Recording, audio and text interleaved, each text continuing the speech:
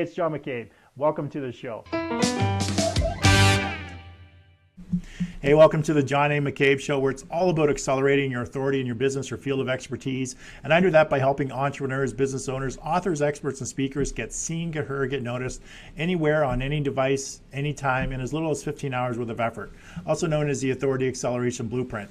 Now, on today's show, The Entrepreneur's Journey, I'm so honored to have on the show my very good friend, international love coach, fellow mastermind member, and survivor of stage 4 cancer, Tomoe Cooper. Now, there isn't enough time in today's show to say all the great things about Irene, but what I will say is that she'll have an effect and impact your life in a very great way. I'm proud to call her my friend. Irene and I met a couple of years ago while we were attending some Mike Koenig's marketing events in San Diego. I don't recall how we actually met, which really isn't unusual for me. I tend to forget lots of details about past events, such as how I meet people. But I do recall that she has such a loving soul and personality. It's very difficult not to want to be around her. Now, even though today's show is the entrepreneur's journey, I have a feeling we'll be discussing the journey of life, talking about one's purpose, why we are put here, and how it is we can impact other people's lives. Because that's what Irene does day in and day out. The struggles we have as entrepreneurs pale in comparison to the battles people go through on a daily basis just to live their life. I think it's important for many of us to step back and think about how fortunate we are when times are tough, when things aren't going our way, when we aren't seeing the results that we want. We need to be thankful for what we do have. We need to keep moving forward. We need to keep going and never give up on our dreams. And Irene is a walking, talking example of that each and every day. Irene will be sharing with us how she is living her life to the fullest, has a strong, thriving, and expanding international business, as well as live in peaceful personal life while living with stage 4 cancer. Irene feels that if she's able to keep her head up high, travel the world while having a happy, harmonious harmonious love and work life, then you'll definitely be able to do so too. And today she's going to share with us just how she does it. Now, Irene Tomoe Cooper is a highly respected international love coach and author of the best-selling book, The Japanese Women's Guide to International Relationship Skills. She's also in demand as a keynote speaker and talk show guest, where she imparts expert advice on love, personal connections, matchmaking, and integrating work and life to create harmony. Now, fluent in Japanese and English, Irene advises men and women in Europe, Asia, and the US on love and relationship issues, specializing in East-West relationships where cultural communication is so vital. Her global clientele encompass male and female corporate executives, entrepreneurs, and leading medical, law, and academic professionals. Well known as a dynamic trainer and mentor, Irene built her global reputation by helping successful Japanese women switch off their work mode and turn on their sensuality to attract loving, lifelong relationships with Western men of their dreams. So be sure to stick around, because when I come back, we're going on the entrepreneur's journey with my dear friend and colleague, Irene Tomoe Cooper. Hey, thanks for joining us today. Today it's Entrepreneur's Journey, where we hear from an individual about their journey into entrepreneurship. Sometimes the journeys are like roller coasters filled with ups and downs, twists and turns, and even sometimes getting derailed from time to time. And sometimes it isn't necessarily the business journey that takes us on a roller coaster. Sometimes it's life that derails us. That's what happened to my guest today. However, she refuses to let cancer beat her, and she forges on living her life with grace, dedication, and purpose. For those of you who don't know who my guest is today, Irene Tomoe Cooper is an Amazon best-selling author of The Japanese Women's Guide to International Relationship Skills, and has a Japanese podcast that has been downloaded over 95,000 times. She helps busy and successful global-minded Japanese women, single, 25 to 45, and right in my age range, who are career women and or professionals who feel good about their work but do not have confidence in themselves or in their relationships. These ladies fear that they're going to be single forever, that they're frustrated that they can't find the man of their dreams, or fear that it's not possible for them to do so. Most of them worry they'll be too old to get married, or they'll no longer be wanted or desired by men, and they're frustrated that they don't have time to meet men. They're also afraid that if they do meet anyone, that they aren't going to be their type, or they're going to meet the wrong man, and they're really stressed out, and they're not able to balance their life and their work. Now, Irene works with these ladies and helps them through one-on-one coaching, seminars, retreats, webinars, and their training programs that she's created. So please give it up with likes, loves, shares, and a virtual flurry of thumbs up and heart icons across the screen for my guest today, my very good friend, Irene Tomoe Cooper. Welcome, Irene. Thank you very much for having me on your show, John. I was so excited. Thank you. I'm excited that you're on the show, actually. So, so for anyone who doesn't know, where are you located right now? You're in the UK, right? At this moment, I'm in the United Kingdom. And what time of the day is it? Good question. It's 8 o'clock, a little past 8 o'clock. 8 p.m. on a Wednesday night. Yes. Excellent. Well, thanks for taking the time to join us today.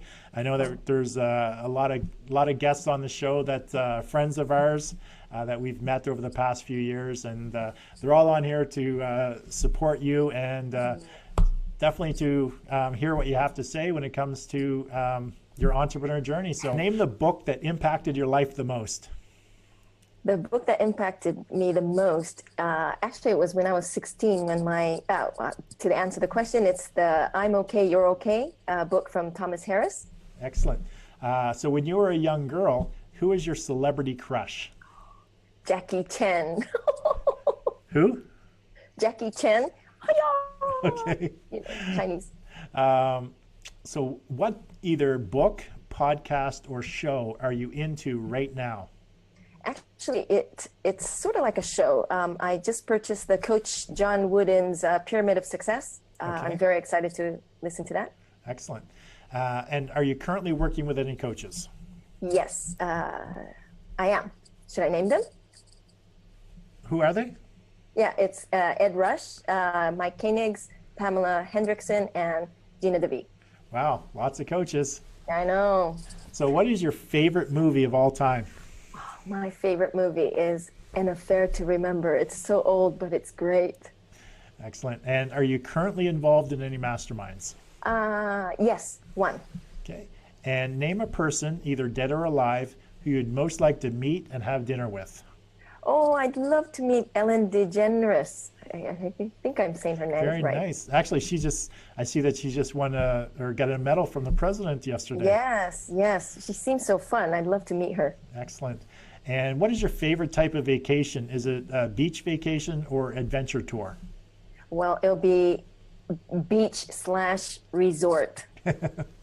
Yeah, those are kind of my favorites too. Yeah. But there's always some adventure when you go to a beach/resort. Yes, yes, yes. And what's the best business advice you ever received? It was when I was a platinum membership with Tony. The guy who sat next to me was a millionaire. He said, write down 10 ideas every day. He goes, if you do that, you will get 65 times 10 ideas, and one of them will absolutely be a big hit. And in fact, it was one of the reasons why I'm doing what I do now. So it's brilliant advice. Excellent. And the last question is a two-parter. What is your favorite? Not what do you consume on a regular basis, but out of these, which is your favorite? Water, beer, or wine? Pizza, wings, or salad? Wine. Okay. And how about, that one was pretty quick. How about the pizza, wings, or salad? What's your favorite out of those three? Wings. So wine and wings it is. So wine and wings. Excellent. So Irene, could you fill us in a little bit on your background? So, where are you from, your education, what you used to do before you became an entrepreneur? Sure. I'm originally from a place in Japan called Okinawa, and it used to be part of the United States right after the Second War, but it was reverted back to Japan. I grew up there, went to American school. My mom's Japanese, my father's American. So I grew up all in Japan, but I went to American school there, like I said, and for university, I went to University of California, Berkeley. And after that, my mom's a medical doctor, my father's a professor. And all this time, I always thought I'm going to be a medical doctor. So from when I was a child, I was saying, I'm going to be a doctor, and probably just made my mom happy. Yeah.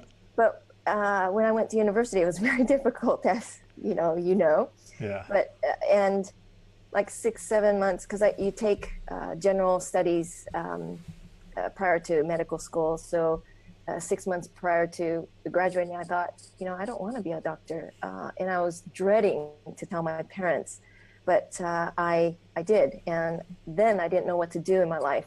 I really was lost. So my dad just said, at least graduate and come back to Okinawa, Japan, and you can teach English or something and find out what you want to do. So that's what I did. So that's how I started, out of not knowing what to do. At first, thinking I'm going to be a medical doctor, and then totally lost. I didn't know what to do. So I did tons of stuff, teaching. I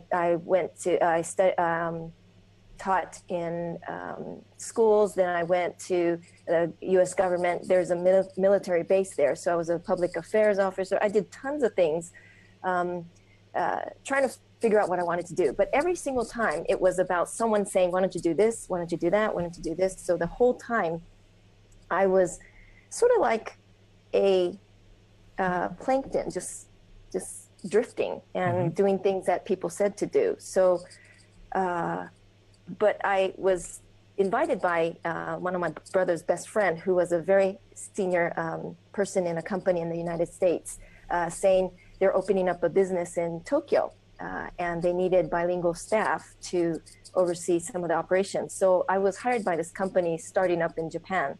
I was the fourth employee, and that was in 1994. And since then, I worked for a corporation. Every year, because we grew massively, right. I was first in Japan, then I started up the Asian market. Then from there, I had the whole company actually that I was training. So I was promoted the whole time. So from there, they sent me to United Kingdom, to England, to oversee the European operations. That's when I became the vice president of this company. So I was very lucky. I worked my heart out, really worked hard, but I was a vice president of a corporation. So I worked for corporate for 10 years prior to becoming solo entrepreneur. Wow. And what, so that took you, how long ago was that when you finished up your career with the corporation?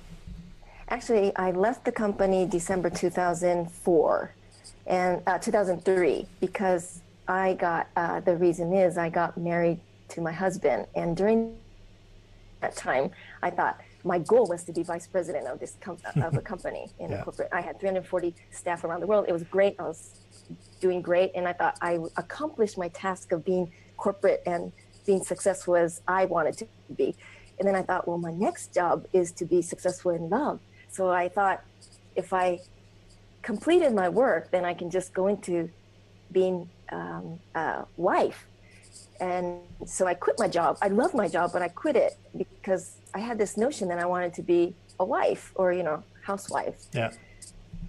So that's the reason why I left corporate. A really stupid reason, but So how did you end up meeting your husband? Did you meet him through work? Yes, I did. He was one of our very important customers, and we weren't supposed to date customers at that time. I guess that's why you had to quit.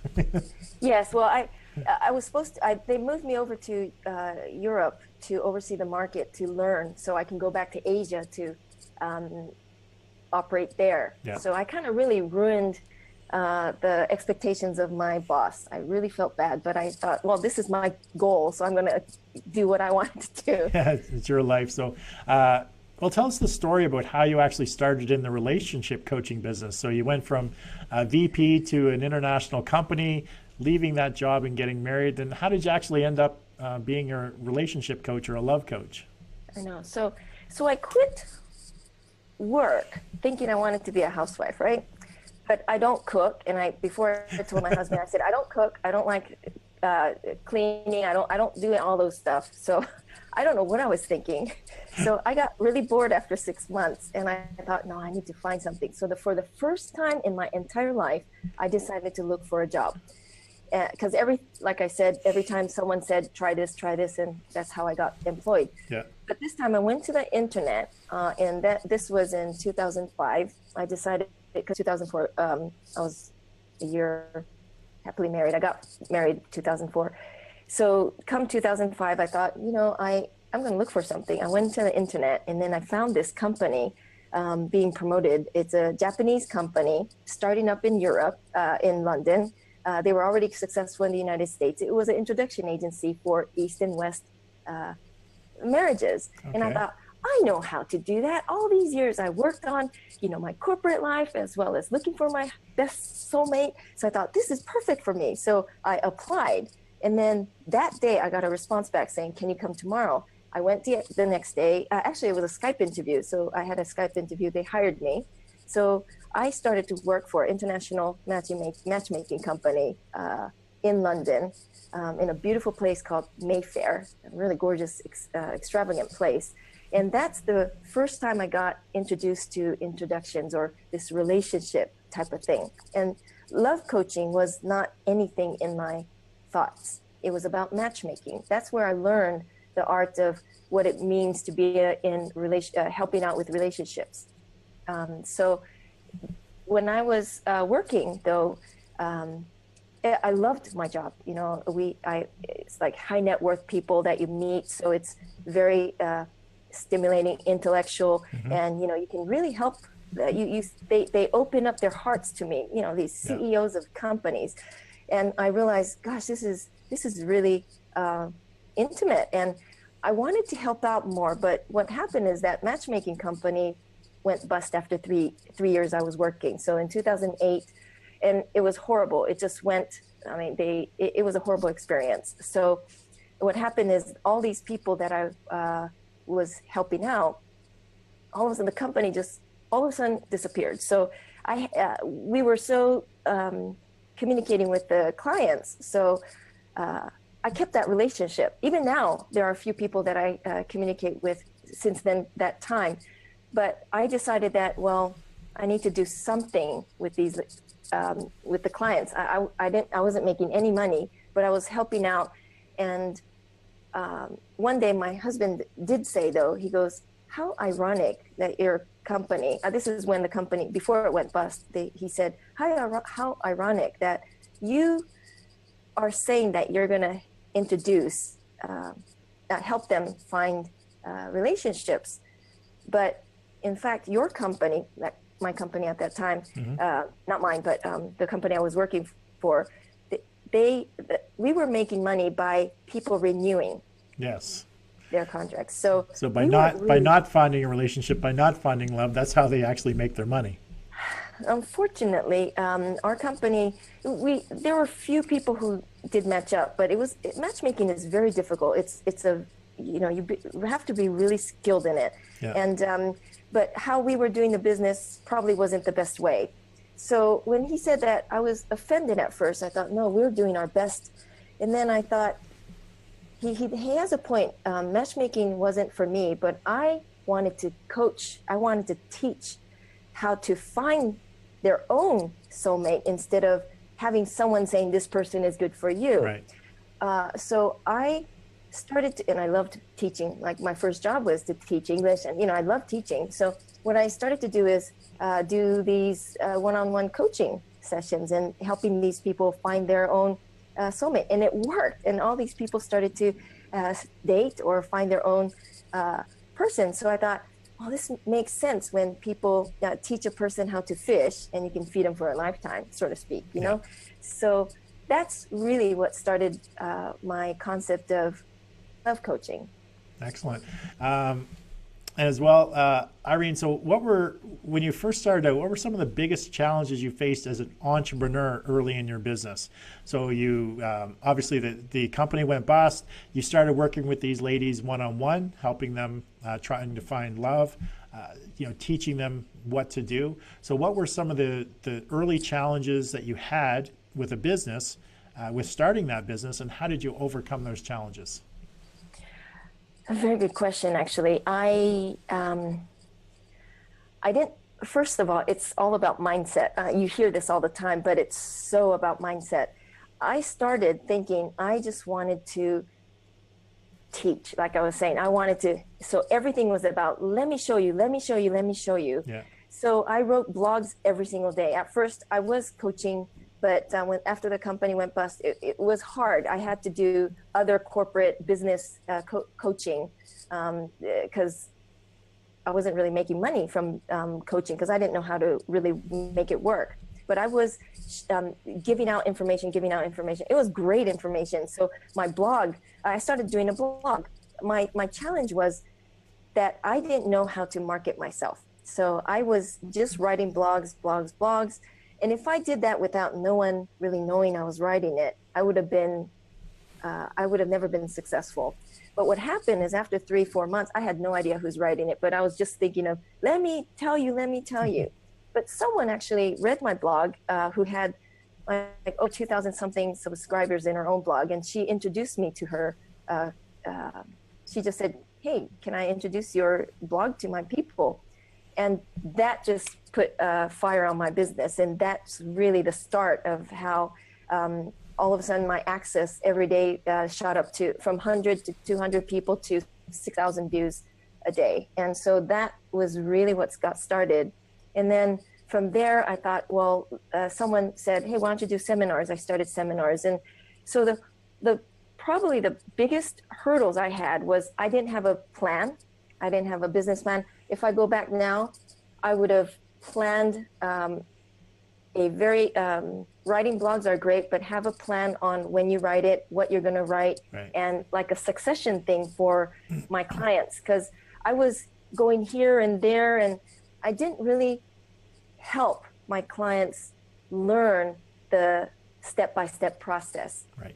So my thing was, first of all, to really look at it as a business and to look at it from the client's view. It's only later on that I did surveys and listened to my clients of what they needed. So if anything, my challenge was, what is it that I wasn't really listening to my clients, or I didn't even think about asking them questions to see what is it that they needed at this time. And because of that, my business was stagnant. It was just treading along. It wasn't something that I was able to expand on. And sorry.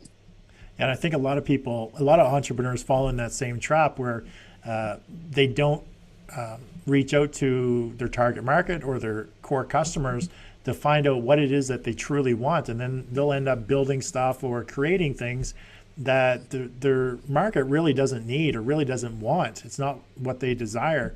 But by doing those surveys, you get a clear understanding of, an inside depth into who your market is and really what they want help with.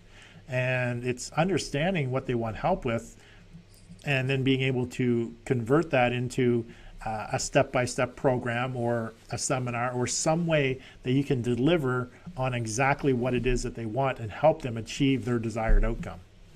Exactly. Yeah. So how did I overcome that? I got coached. You asked the first 10 questions, you said, what are you going to do? So I started to get coaching, business coaching. And I never thought I'd get business coaching. I got coaching from Tony Robbins when I was a corporate. Right. But I never thought of, that was the first thing I started out get coaching. And that was the people I talked about, Mike Koenigs and Ed Rush and Pam Hendrickson. So from there, they taught me that, no, listen to your clients.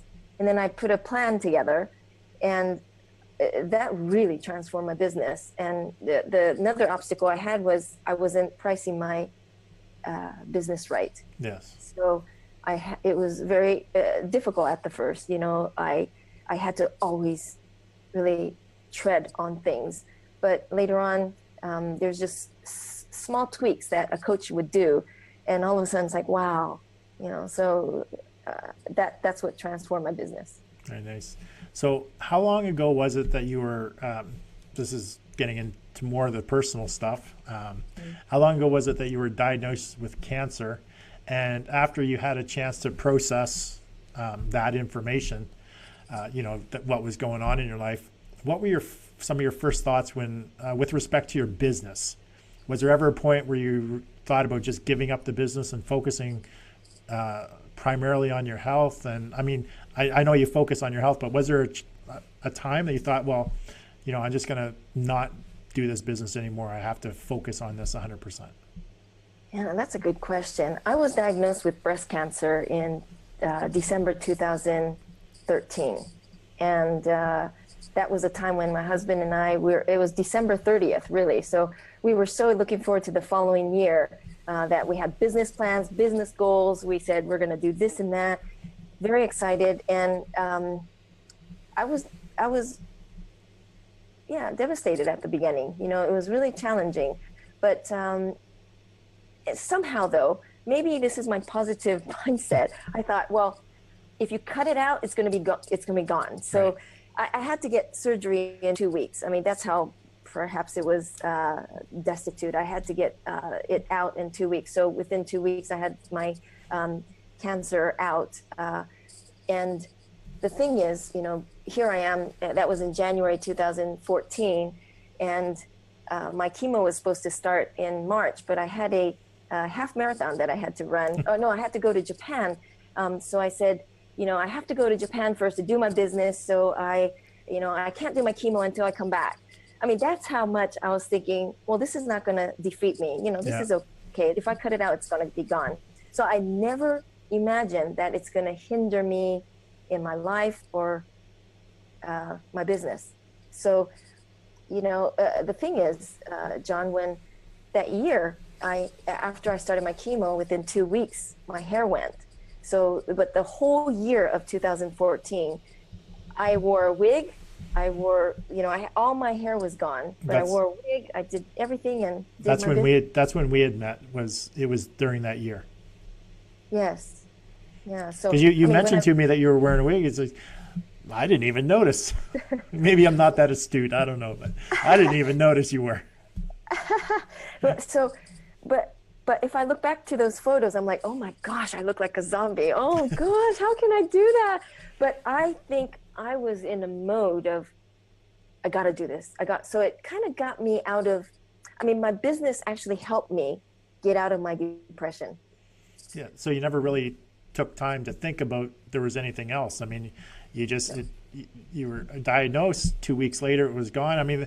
That story is just like my mom's story, actually. When she found out, she went in and said, "Don't take care of it." And they said, "Oh, there's a chance of the second one." She goes, "I don't even want to know. Just take care of that one too. Just, this isn't going to defeat. I'm just moving on." And then that positive attitude, right? Just persevering, yes. But having that attitude of, it's done. It's over. I got to go to Japan. I don't got time to go to chemo. I got business to run. I've got things to do in my life. So exactly. That's just awesome. So Irene, last year, at our mastermind session, you announced to our group that your cancer was back, and then you actually announced it on stage just after that. So has that changed your outlook on life or in your business, having it come back at all? In fact, it did. Like I said at the beginning, when I got breast cancer, I thought when you cut it out, it's gone. It was actually a punch in the face when it was how it was told to me too. Okay. I'm really sorry. That's how it started. I'm really sorry. And I thought, they need to do this better on telling, but it was a shock. So I didn't know what to say. My breast cancer metastasized, and now it's in my bones. So I'm in pain constantly. And before I was fighting, cancer. Mm-hmm. And I realized, after being depressed for a week, I thought, okay, now if I don't want to fight anymore, that doesn't mean that I wanted to give up. I thought, I'm not going to give up. I have a lot of work to do. Yeah. And I decided, I can either take it as a curse or take it as an opportunity to grow as a person. And it was very difficult, but I thought, how would I do that? I need to look at a way to find peace. And that's when I thought, I'm going to live with it. I'm going to love it. I'm going to, whatever it is, I feel it, it's in my sternum, in my vertebrae. It's in my spine, a spinal cord. And so when it hurts, I go, I know you're there. We're going to coexist. I'm not, I'm not going to fight you. I'm going to coexist, and I'm going to make the best of this. So once I started to realize I will live with it, but live with it good, I'm going to make it work with me. I'm going to make it, make me a better person because of it. And somehow I'm going to make this count. Whatever I did in the past, I'm going to make it like either inspire people, either make me a better person. Whatever it is, there's a reason why I got this. And I'm going to live with it in a sense of in peace. So, I say this easily now, but it wasn't easy to come to this. It took me a while to get to this peace situation. And, people pray for me, and I'm really grateful. I do take good care of myself. People look at me, you won't know, right? I mean, that I have stage 4 terminally ill. That terminally ill it's not even in my dictionary. I can defy the odds, but I don't have to fight it anymore. So it has transformed my way of living. I live today, and it probably now I'm at a stage. I was diagnosed with stage 4 cancer like 10 days before my birthday last year. Yeah. So I had some time to process this, and I think it's more difficult for my husband, and people around me. But I've learned how to be at peace. Excellent. And prior to actually the show starting, I mean, we talked about some of your goals that you have planned some big things coming up next year, which we'll actually get into a little bit later on in the show. But it's so encouraging that you have that outlook, and I applaud you. Thank you. I'm trying not to cry because I'm such a crier. But all right, so moving on. Your husband just wrote a book. Yes. How to make an impact on men. Congrats to him, by the way. Thank you very much. Are you running it through the process to get it to bestseller, or what's your plan with the book, and is it targeting your market? Is that who it's targeting? Yes, it's actually targeting my market. He wrote a book for me, actually, because I said, you know exactly who I am. So he's writing it from a man's point of view of Japanese women. So, because we are always interested in how men think, and my husband's just such a brilliant coach as well. So I thought, use your time, do something for me. And he wrote a book, and right now it was just completed, and I think it's brilliant. He's so good in writing. I wish I could write like him, but he did it for my clients, and it's something I didn't even think about doing a book launch. Maybe you can help me. But I'll definitely help you. We'll talk when this is done, and we'll do a live cast, and we'll actually launch it out. Yes. And you gave me the link, so we'll actually put the link in the comments section, so all the guests can preview the book. Get a PDF copy. But by all means, when Irene and I do the book launch, you're definitely you're going to be invited, and we'll be looking for you guys to purchase it during the launch as well. But continue on. Sorry. Yeah, so it's a great book. It talks about the 5 master steps of making an impact on men. This is targeted for Japanese women. It's all in English, by the way, obviously, because my husband wrote it. But I think anybody can learn from it. Anybody who's in an international relationship or just curious, what do men think? And it talks about the 5 master steps a woman can do to enhance their impact and have a lasting impression on men. So I think my husband's great. So please do read it. It's free, it's downloadable at this moment.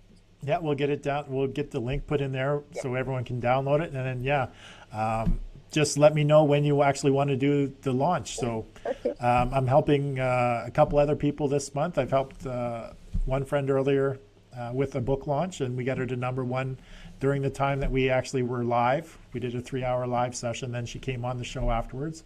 And I'm helping Joe Bavino with some of his clients' book launches. And I was talking with Rob,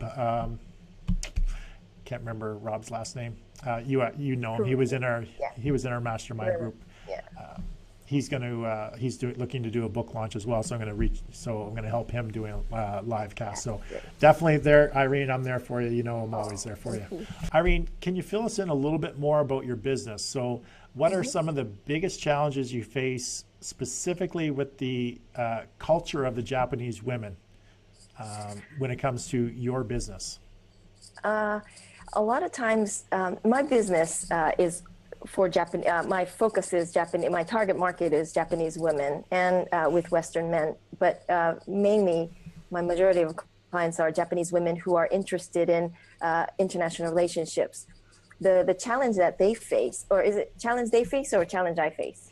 Well, what's your biggest challenge with the culture of the Japanese women? Because they, the culture that they grew up in, they're, they were supposed to be a certain way, and things have shifted in the culture now.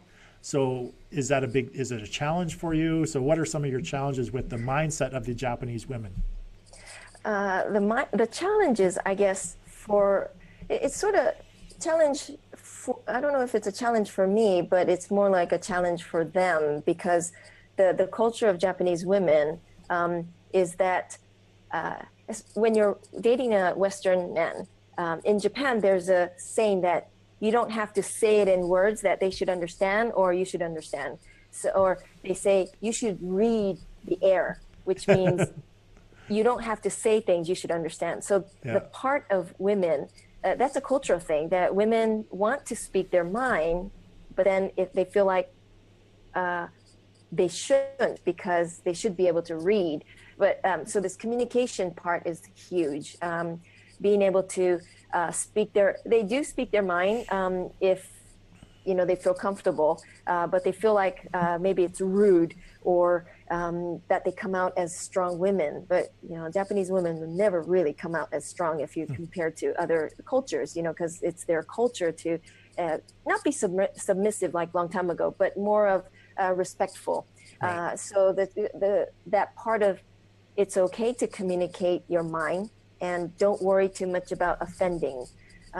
Those cultural differences are huge. And this respecting of other cultures come as if they're weak. And it's not that they're weak, they're just trying to be respectful. So that part, Western men might look at them as weak, which is not the case. So they have to be able to voice and exude their confidence. So that kind of thing. And also perhaps language barriers, because although although a Japanese person feels like can communicate in English, they would always feel like they're not good enough, that they're somehow their English isn't perfect, so they shouldn't say they can speak English. So when you go to Japan, you can say, "Do you speak English?" They go, "Ah, ha, ha, ha," and laugh. So it's not being rude. It's just that they feel like, "Oh, I shouldn't. I'm not good enough," whether they're good or not. But so those cultural things, they have a challenge on being able to, I guess, overcome those barriers. Right. And I mentioned to you just prior to the show that I was watching several reports on a show called Vice. It's a U.S.-based news program that was specifically on the Japanese. Obviously, I'm preparing for the show, preparing for our discussion. That the Japanese population is actually declining at the fastest rate in the world. Over 50% of the women from 18 to 34 are single, and over 60% of the men of the same age are single. And there's things going on in this episode, and you're going to talk a little bit more about it because we already had this discussion, because this is just the version that we were given online, so you can dispute a lot of what's going on. But part of the equation is there's a changing gender roles with the economically empowered women. So there's a lot of women getting more high-profile jobs, having their own money to spend. So that is changing the gender roles from the traditional get married, have a family, be a wife sort of role. And that's a lot of, I think that's a lot of your target market is the people that, the executive women, powerful, becoming powerful women. And there's all, we're just going to talk about some of the things that I've seen. There's guys that are dating a cyber virtual reality girlfriend. So we'll talk a little bit about that. And then how do all these culture shifts affect your business, or how does it play on your business? And are the Western media, are they just feeding us sort of a small percentage of what the reality is in the going on in the country? A very good question. Media would be always media. If people don't watch it, they don't have a business. So they would look at something so quirky and weird and pick it up and say, sensationalize it. Yeah, it's a story, isn't it? Yeah. I think even in Japan, it's weird. We would say that's really weird. Guys being on the, playing with their application, anime, like a manga, and to communicate. That's my girlfriend. That's sort of weird, even in Japanese standards. However, it is a serious problem. We do have a declining rate of the birth rate is people are not having babies. People are not getting married. The women are excelling in their work. The thing is, the women are changing so rapidly. Women are saying, I don't have to get married at 25. I want to have a career. And because they work really hard, they do enjoy their work. A lot of times they want to have a career. They enjoy their money. They like to enjoy good food and those kind of things. But the men have not changed. The men have been working hard. And all of a sudden, women are changing at a rapid pace. And guys are still thinking, this is not the entire Japanese market, but a majority of it. The men still, Japanese men think, no, I want a wife who would stay at home, take care of the babies. And, there's this thing of, if you're after 25, you're like a Christmas cake. You're useless after 25. It's really horrible.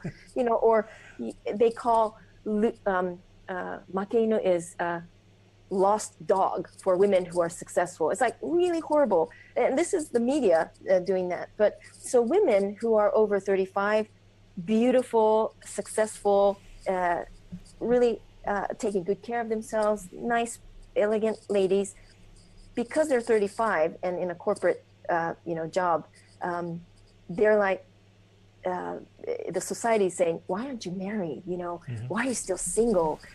You can't get married. And, that's a horrible way of saying things to women. So women want a career, but they still want that fantasy of being with the man of their dreams. These women have not changed. We have been reading fantasy things from when we were a kid, Disneyland and those kind of things. So women still want to be taken care of, but the men and the women are going sort of like this. So is that why you're targeting or you're working with ladies that are interested in more westernized men? Because westernized men are more used to that type of a gender role nowadays. I mean, it's, in our society, it's, there's women that are equally, if not more powerful than a lot of men. It's been like that for some time. It's been a two income household, since the 70s. For as long as I can remember, my mom went to work, and we were, responsible for looking after the home. So it's been a long time in the Western society that the males have accepted that as the norm. Is that why a lot of the Japanese ladies are looking towards the Western men? Talking to a lot, there are people, I think maybe 80% of my clients are looking for a Western man. And maybe 70%, and then maybe 30%, it doesn't matter what what country they're from. Right. It's more of they want to meet someone who would accept them for who they are, or at least has a career. It's not like they're strong women. They want to be treated like a woman. So the reason why I started my business is really not because I want them to marry Western men, but there's so many problems with cultural challenges. So I wanted to help out with that reason. So my business is to help those people who are already looking for Western relationships or already in a Western relationship to enhance their chances to meet the man of their dreams, or enhance their chances of having a better communion, having a better relationship with their husband or boyfriend.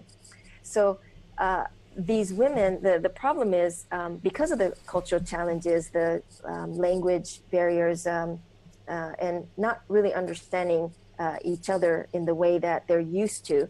That's how I come into the picture of helping out with the cultural differences, as well as the man saying this and you're saying this. So this is how you can communicate. And then they're like, oh, and then things get better.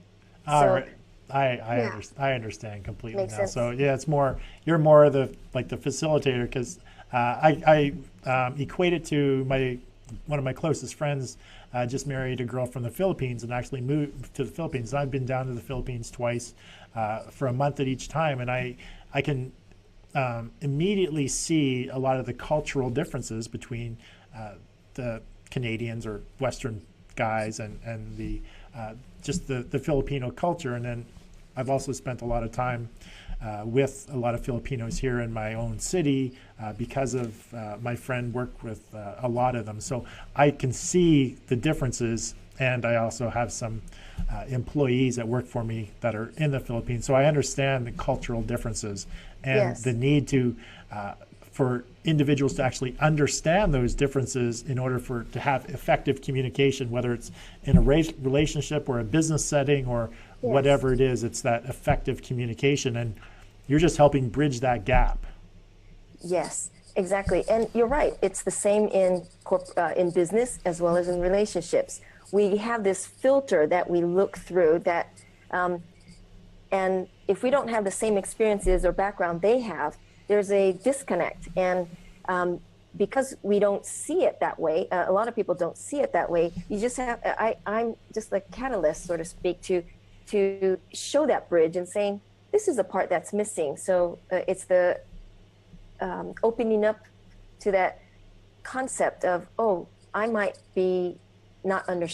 just not understand because of the culture or the language, or there's various things that are challenging in those. So I help people overcome that. Very nice.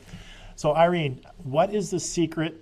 Because you said you promoted in your post you were going to give the secret sauce. So what is your secret to living life to the fullest, having a strong, thriving, and expanding business, as well as living a peaceful personal life, even though you have cancer? So what is that secret sauce?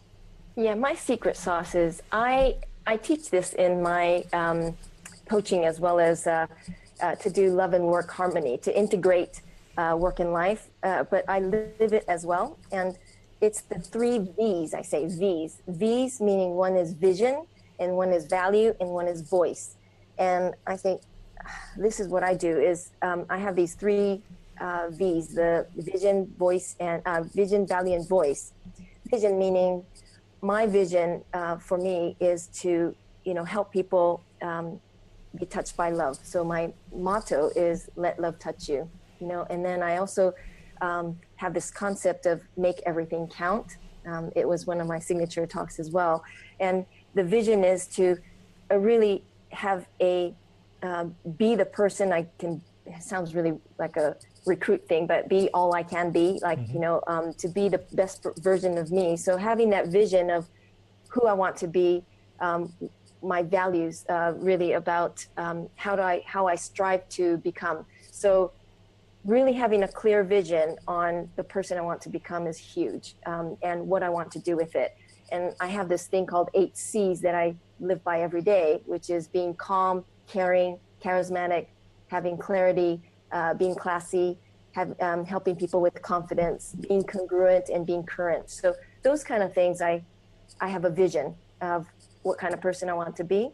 In terms of values, the values are important because it's being clear on the roles I want to play, what kind of woman I want to be, what kind of wife I want to be, what kind of business person I want to be, the values, what's important, the standards I want to live by, and to really know what matters most to me.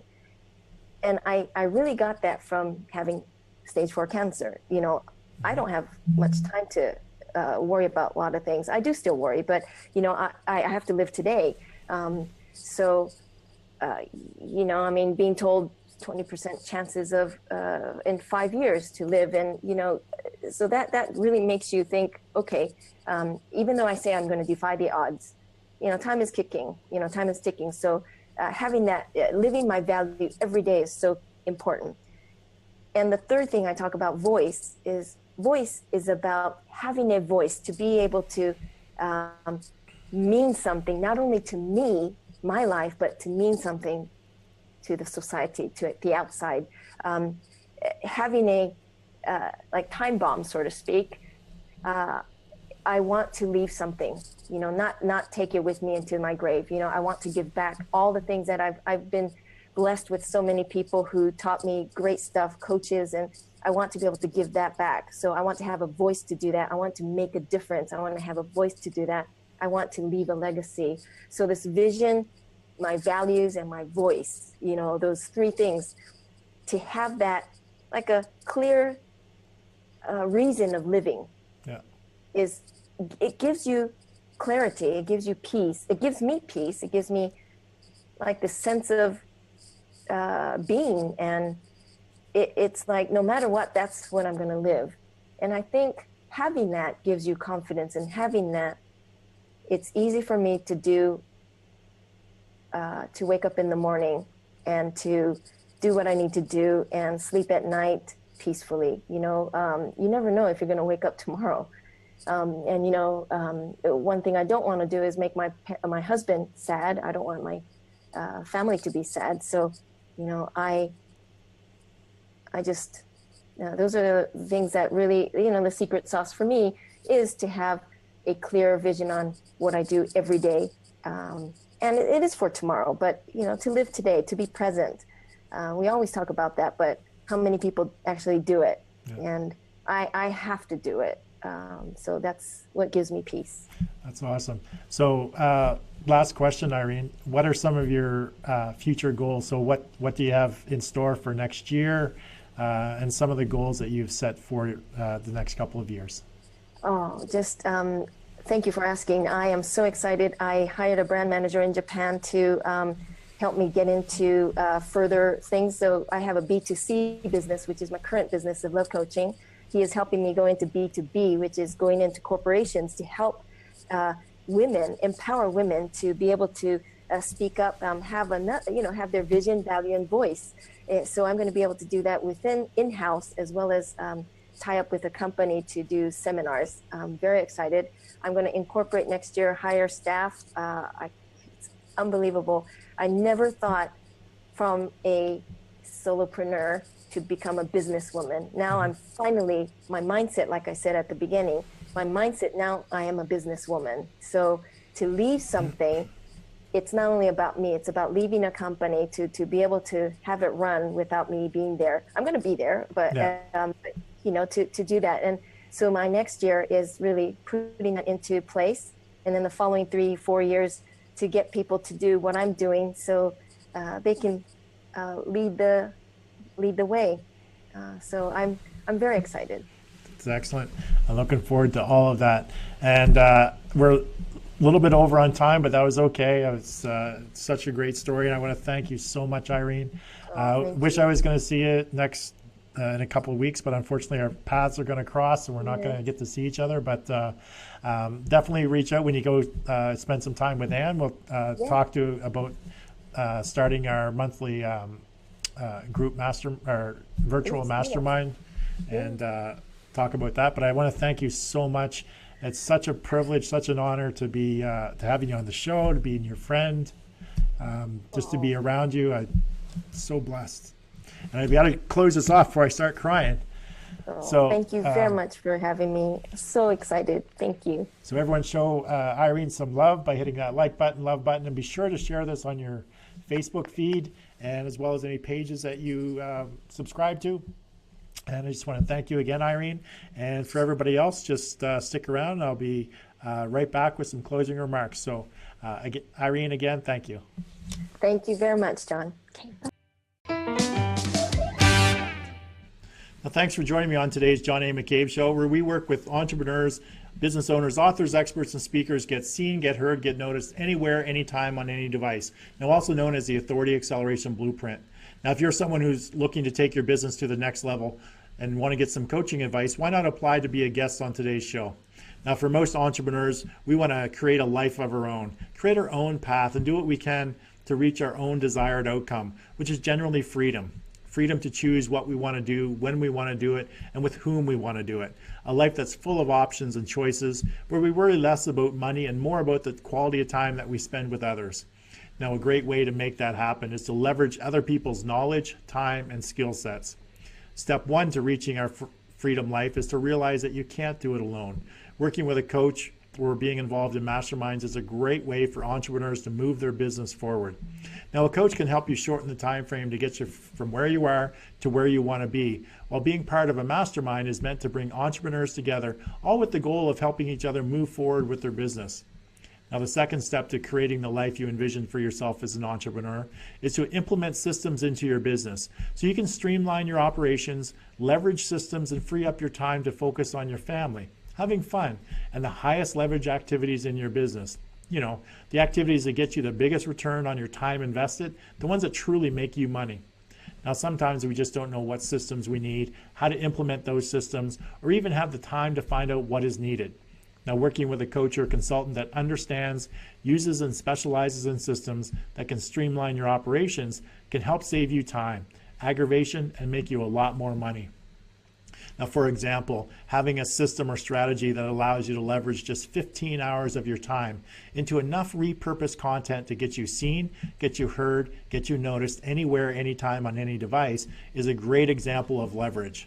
Now, just imagine a system where you invest just 15 hours of your time, and the end result is you're a #1 best-selling author. You have enough content that's going to get you seen, get you heard, get you noticed anywhere, anytime, on any device. You have a successful podcast. Now, it's automatically attracting more attention, giving more value, and generating more leads, which enables you to attract an abundance of paying customers. Now, this is also known as the Authority Acceleration Blueprint.